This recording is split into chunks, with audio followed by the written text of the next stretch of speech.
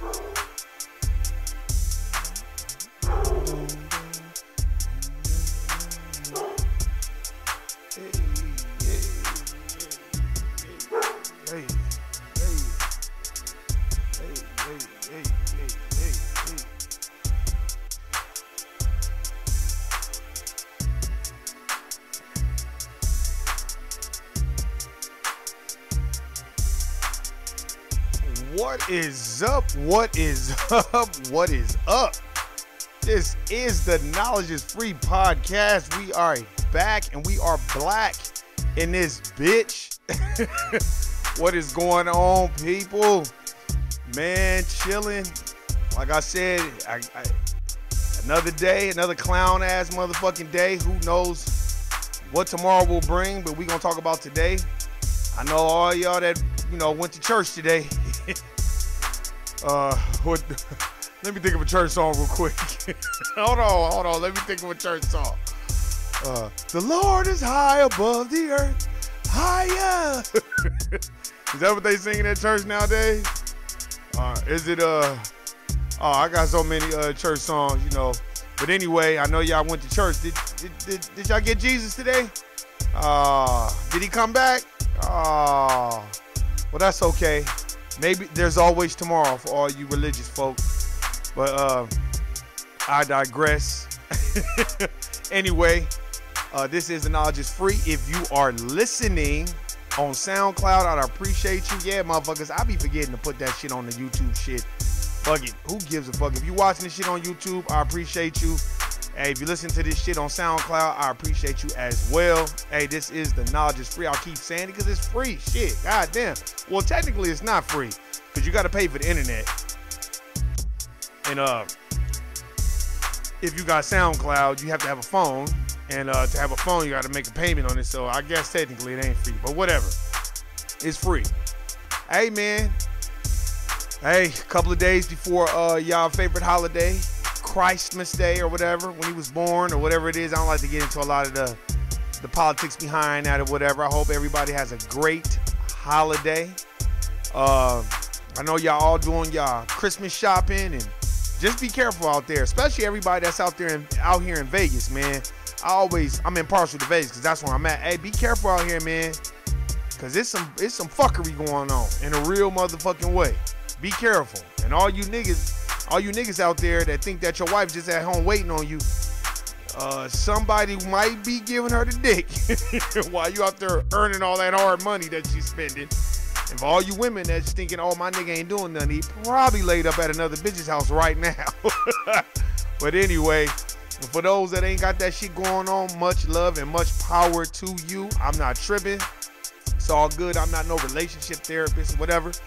But hey, man, we want to get right into it, man. So let's just do that. We're going to get right into it. Man, I hate talking about shit like this, but Andrew Johnson, I think his name was, he was a wrestler, a black wrestler at a high school in New Jersey. I got to talk about this shit because this shit happened to me, but in a whole nother way. He want to wrestle, and the white people basically well, if you want to continue on this match, you got to cut your dreads. You got to cut your hair. See, that's another way to me of stripping us of our pride and making us become a conformist. As you can see, I got this etymology dictionary open. I always have it open sometimes before I do a podcast to kind of look up the origins of certain things I'm gonna be speaking on. But I'm telling you, it's fucked up, man. I'm pretty sure he's probably devastated, or maybe he wasn't. I don't know. Maybe his parents probably, you know, taught him, hey, man, you conform, because that's what we all taught. I was taught that as a kid, too. You know, if they ask you to do something, just do it. Don't fight the system. But what's sad about it is not enough black people are bringing attention to that. This is the era of the dreads. Like, this is the era of it. You know what I mean? Everybody's got dreads, whether they're fake dreads or real dreads. Everybody has them. So for so many black people to have dreads and nobody is championing behind a movement of like, hey, what the fuck is y'all doing? This is part of our heritage. This is part of us. This is what makes us us. You know what I mean? If we don't stand up for each other, nobody else will. I'll tell you that right now. Nobody else will. And the reason why I say that is because let me tell you, that kid didn't know no better. You know what I mean? He just wanted to wrestle. Just like a black kid playing basketball or football. They're gonna make you conform. I'm surprised they ain't made the niggas in the NFL cut their dreads. And you know what I mean? Look at basketball. When Allen Iverson started wearing baggy sweats, big baggy shirts, which that's the era I come from. I don't come from the era of wearing this tight shit. You know what I'm saying? I come from the era of we wear baggy stuff. You know what I'm saying? Not just because you don't want to show your weight or nothing like that, just because, you know, that's just where I come from. But anyway, when Iverson started dressing like that, then the NBA put sanctions. Now you got to wear suits. So it went from one extreme to the other. So now instead of niggas, you know, wearing the baggy clothes, now everybody dressing like women, in my perspective, with all this tight ass shit. I would say European even more. It's like, come on, man. So for that young black brother to cut his dreads and nobody be around and be like, nah, hold on, we not doing that, then we forfeit that shit. Fuck that. But I understand. He probably trying to get a scholarship, or he probably just wants to play. He probably didn't think it was that important. He probably didn't see the symbolism behind that, but I did. And the reason why you like, Warren, why you speaking on that shit? The reason why I'm speaking on this shit is because I went through that shit at a job, at my corporate plantation. I used to have cornrows.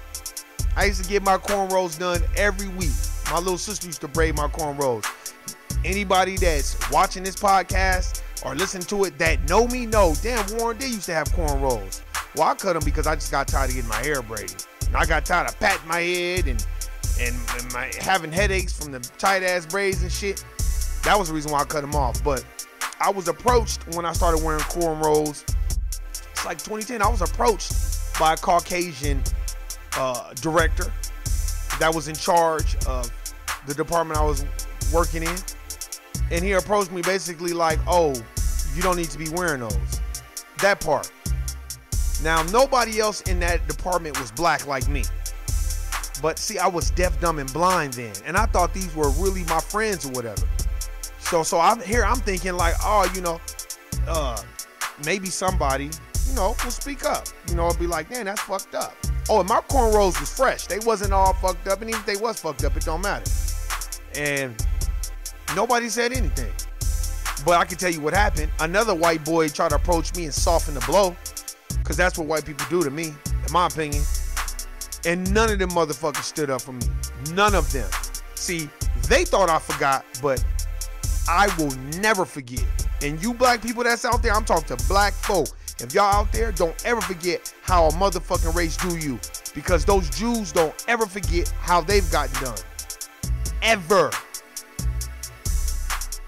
I had friends that were Jews. You know what they were taught? The fucking Holocaust. Until the fucking cows came home. That's what they were taught. All day long, all day fucking strong. So when it's our turn to be like steadfast, unmovable on our principles and our beliefs, we get seen like, oh, he's pro-black, or oh, he's too militant. Nah, fuck that. That taught me a lot. But again, I was deaf, dumb, and blind. I didn't understand. I thought that other races could be your friends. No, other races could be your friends when they prove otherwise, but they have to prove themselves to you. You know what I mean? But most races, they're not gonna put their neck on the guillotine for your race. You gotta do it for your people. And that's it. So I never forgot that, amongst most things. So when I look at Andrew Johnson, you know, the kid in New Jersey who had to cut off his dreads, and his friends is encouraging him and patting him on the back. Fuck patting him on the back. Why didn't all those people be like, hey, that's fucking wrong, man? You can't tell him to cut his fucking dreads. That's fucked up. Why would you tell him that? They should have all fucking walked out and been like, well, fuck it, then we all leaving. But you know why? Because we got to stick up for our own, man. And we got to stop expecting other people to have our backs. Hey, I'm going to show it every week, and I'll keep showing it. Powernomics. I ain't got Black Labor White Wealth, but in Black Labor White Wealth, Powernomics, Dr. Claude Anderson, he talks about it so much. Man, when I read those books, I felt so stupid. When I read Dr. Francis Cress Welsing's book, I'm gonna keep talking about that. I felt it fucked me up, because it's true. Black people have no friends, period. You look. Watch The House of Cards with Kevin Spacey. That's exactly how white people act. I don't give a fuck what nobody say. They always depict these movies of how we act. You know, they always depict these movies of how we act, right? Now, I'm going to start picking movies. That's how they act. If you watch House of Cards, all these white people, they don't trust any of, they smile with each other, talk shit behind each other's back. They stab each other in the back. They don't have a street code, and they don't live by honor. They're not honorable. Look, the majority of them are not honorable. They fake, phony, they lie, they talk shit about everybody, and then they smile with you. I'ma just be goddamn straight with you, period. That's how they act. Now, I've met a few Caucasians that's like, nah, I ain't with that shit. A few of them, and they're near and dear to my heart, and they cool people with me. And I've met Asians that's like, I ain't with that shit. I done met Latinos that I ain't with that shit. But the majority that I'm around, that I see in corporate America, they act just like white people. I don't give a fuck what nobody say. If you know a motherfucker talking shit about somebody else and you don't stand up as a man, you act just like them.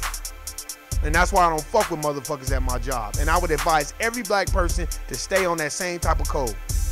That's how you keep your job if you work for the corporate plantation, and that's how you avoid any drama, because they like mess. And that boy Andrew that went to that high school, all his friends ain't shit.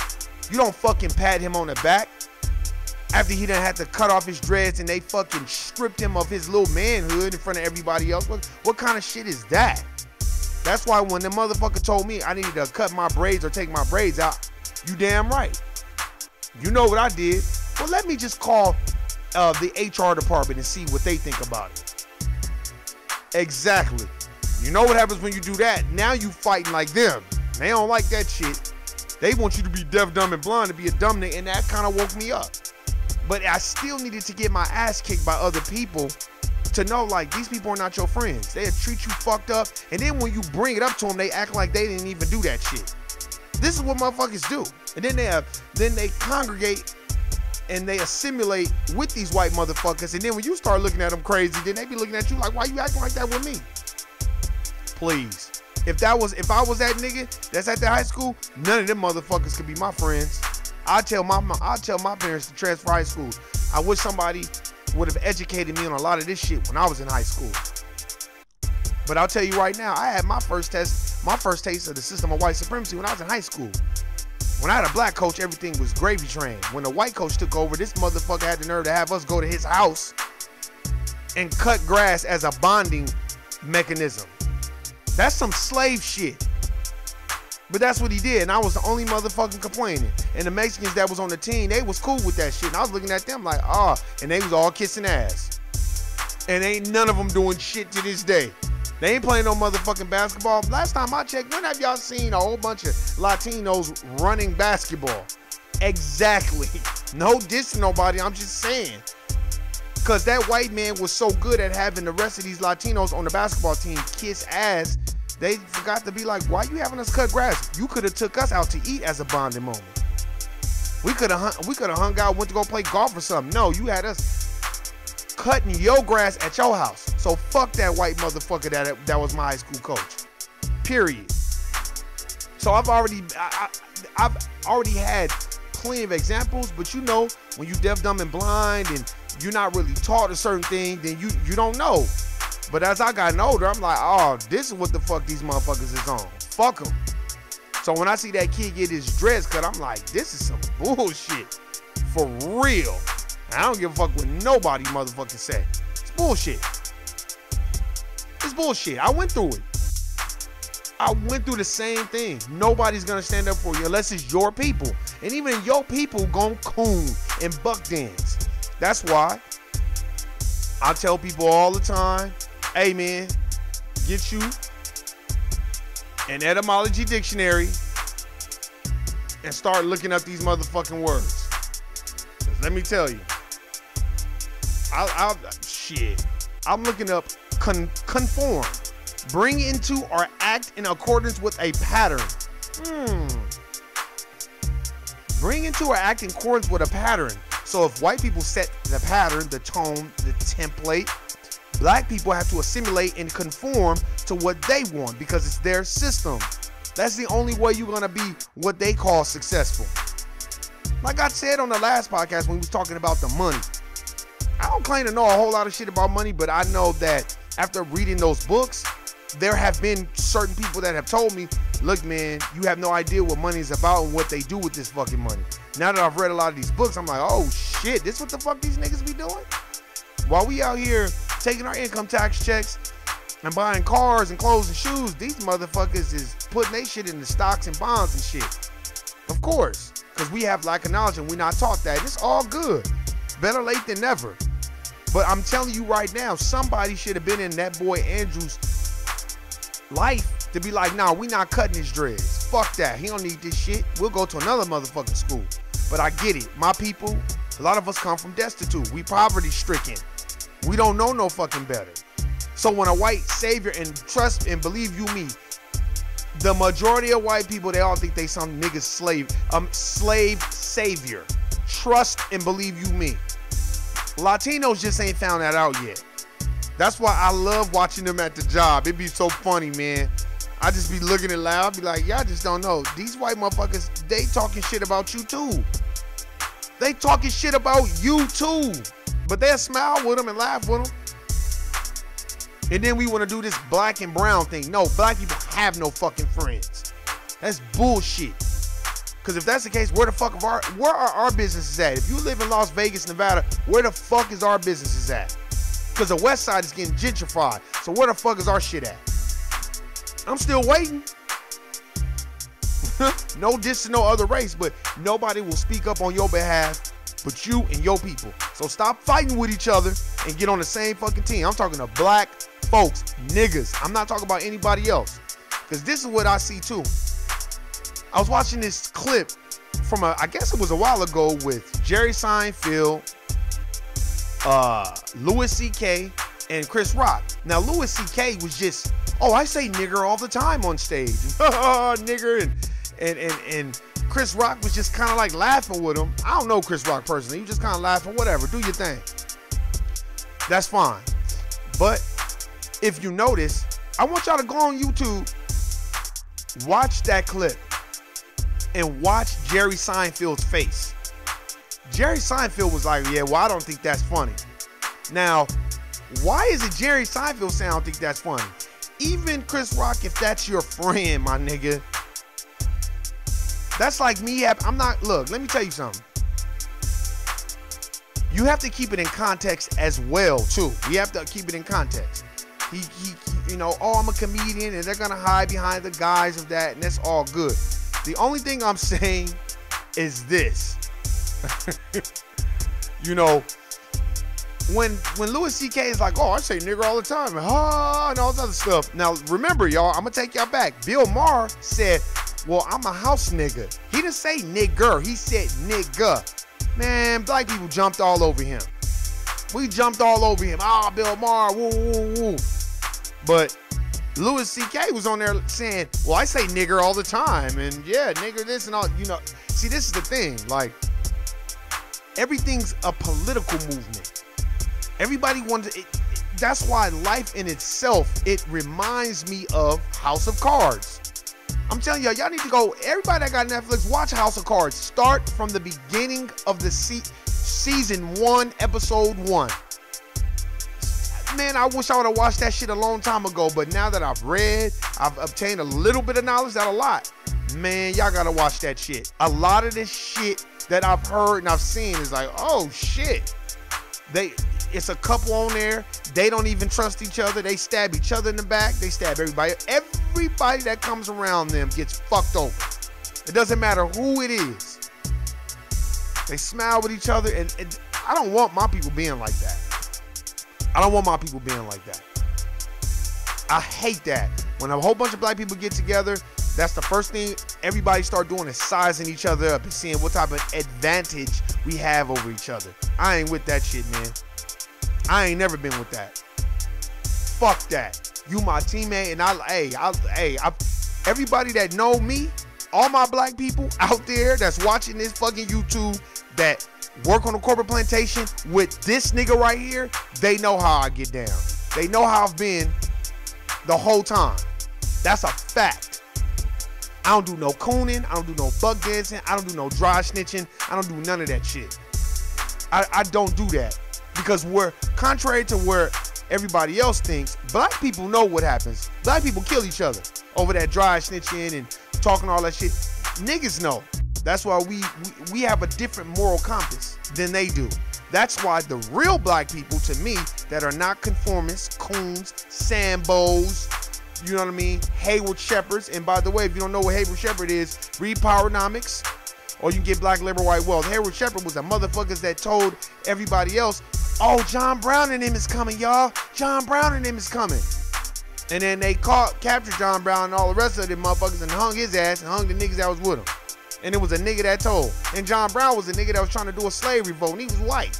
Because he felt like slavery was like unconstitutional, and you shouldn't do that. And he felt like, oh, karmically, I don't want nothing to happen to me and my family. But a nigga told, and his name was Hayward fucking Shepherd. Google it. Learn that in these books. I didn't know that shit before. So that's why you always hear me say a Hayward Shepherd, then I'll liken it to a tell him about the gun line boss. If you go watch the movie Life, remember that nigga that would tell him about the gun line boss. Everything that white man said, he would just repeat that shit. It's niggas like that. I can't stand them motherfuckers either. They need to go first. Fuck them motherfuckers. You betray your own people and you don't acknowledge it and have some type of recompense for yourself and be like, man, I didn't know. I can deal with that all day. But if you just fuck your people over day in and day out and get a kick out of fucking on your own people, man, I can't fuck with you. I don't want you around me. I don't give a fuck who you are. I can't do that. Wait, Stephen, he definitely can't continue to attend that school anymore. That's a fact. Stephen Andre, that's a fact, my nigga. That's a fact. Nigga saying that in the chat room. Thank you. Where's the parents at? That's what trip. Look, let me tell you something. When I was at the job, I was young, because that was about 8-9 years ago. So I was young, but I wasn't dumb. So I knew it wasn't right what this motherfucker told me. Oh, and my cornrows was fresh too. I remember when I called the HR people, they was even shocked. Like, a motherfucker said, what? This is what really happened. And the motherfuckers that work around, they know that shit. Bitch ass motherfuckers. They ain't say shit. They just sit there and go in the corner and complain about, oh, that's fucked up. But ain't no nigga been like, nah, that's fucked up, man. You shouldn't be saying no shit like that. But this is what happens, man. Because I feel like a lot of times we worried about shit that don't fucking matter a lot of the time. Especially when we get around our people. And when we get around our people, we always worried about shit that don't matter. Not me. I have changed my perspective on my people. Now when I see my people, I don't look at the materials that they have and all this other stuff.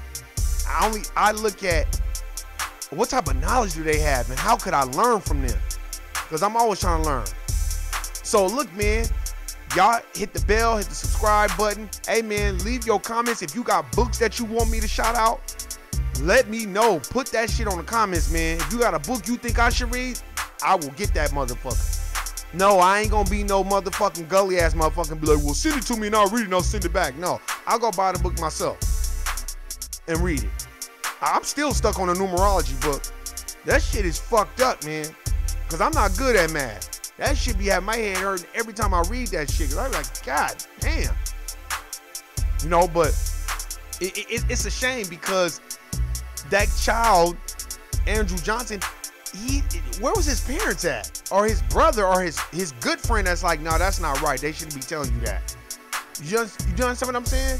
Like, no, I don't think anybody understands that. Like, damn. Because it's just normal for us to be a conformist. And go along with the pattern. Go along to get along type nigga. How many of y'all work with conformists that won't speak up for nothing? And they'll fall for everything. Watch the House of Cards. That will teach you a lot about them. It will teach you more than you know. I liken House of Cards to the Game of Thrones. It's the same shit. Except the Game of Thrones is a little bit more graphic and more volatile. But it's the same shit. Everybody fucking over everybody. It doesn't matter who it is. They'll fuck over their own kids if they have to. I'm not saying that black people don't act like that, but I would say this. A lot of what we do and we replicate is learned behavior. It's learned behavior. Where you think we got this shit from? We didn't get this shit from us. We got it from them. That's because we've been stripped of our knowledge, our religion, everything about us. And that's why now we walk around here trying to dress like them. Hey, we trying to too busy. You know what makes it so funny to me? We so busy trying to be them while they're trying to be us. I ain't never seen so many tanning salons in my life in Las Vegas. I ain't never seen so many motherfuckers with spray tans, big lips, and fake asses. And then now black women want to go get bigger lips and bigger asses and bigger titties and bigger this. And it's like, God damn, they trying to be us and we trying to be them. I just want y'all to do this. One day, just wash your hair and don't even comb it. And go somewhere and see how a motherfucker react. Motherfucker be looking at your hair all day. You think they looking at it because you have this imagery of yourself that, oh, my hair is nappy, I look fucked up. No, they're looking in awe. They're studying you and wishing that their hair could be that way. I know, because I see it all the fucking time. I get more compliments when I wash my hair and don't comb it. From Caucasians. So what does that tell you? We got to stop beating on each other, and we have to uplift each other too. I'm gonna say it again. Stop money shaming each other.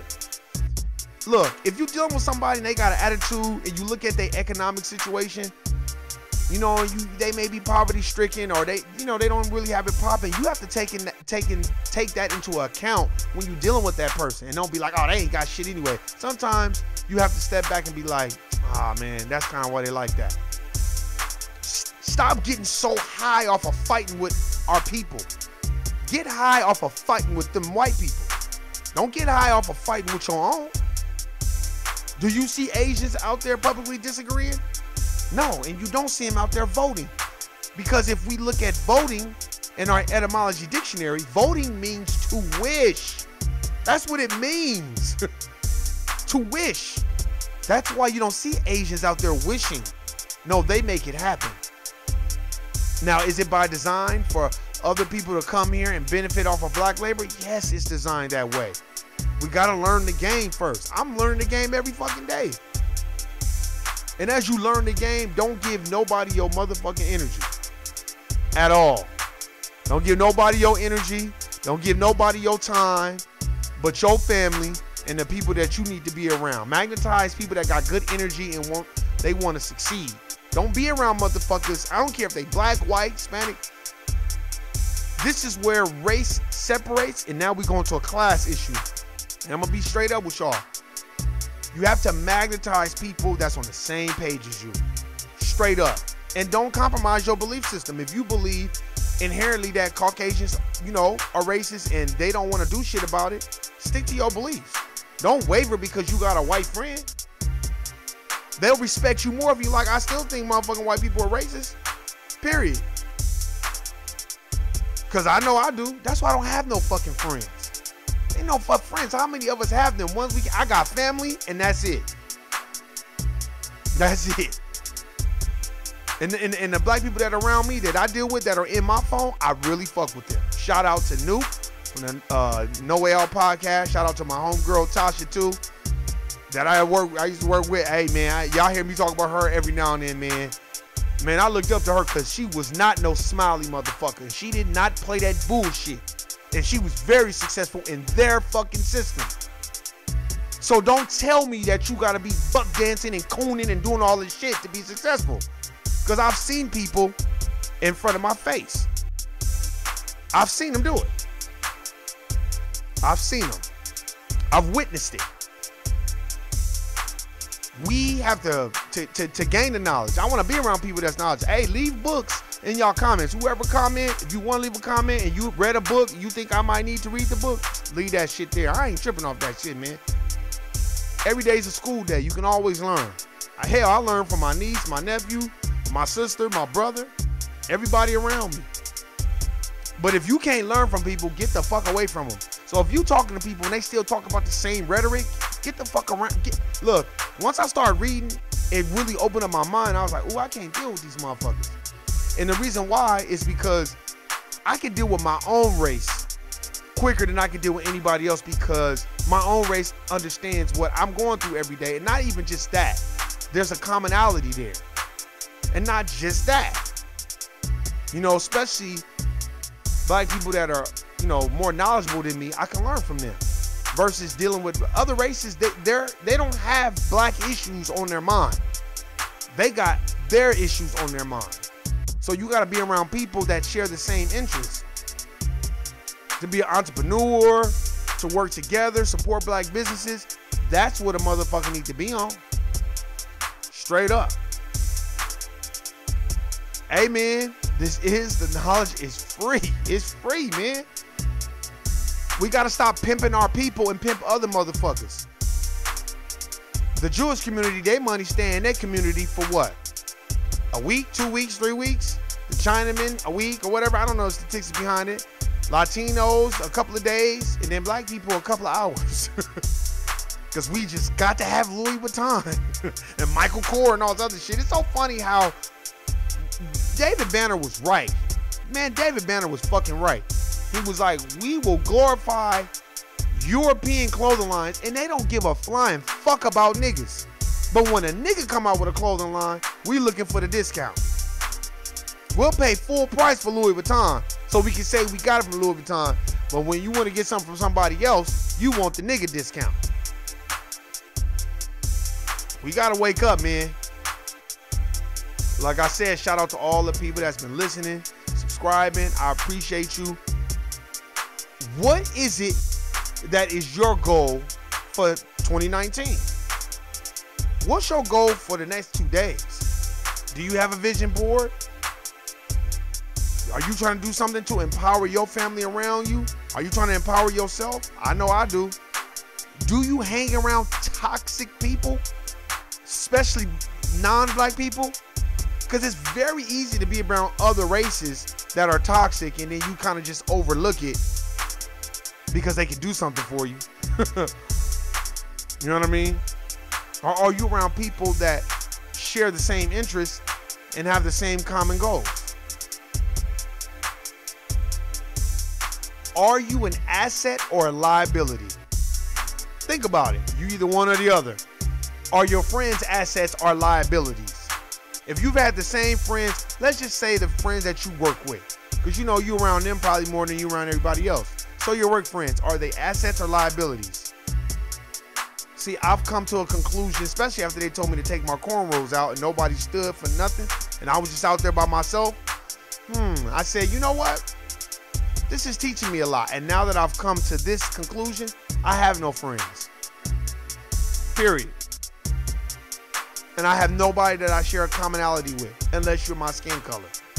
And if you're Caucasian and you share the same commonality with me, then you will not replicate what I watch on fucking TV and what I see at the slave plantation every fucking day. Because I see a whole bunch of motherfuckers, again, that smile with each other and talk shit about each other as soon as they walk away.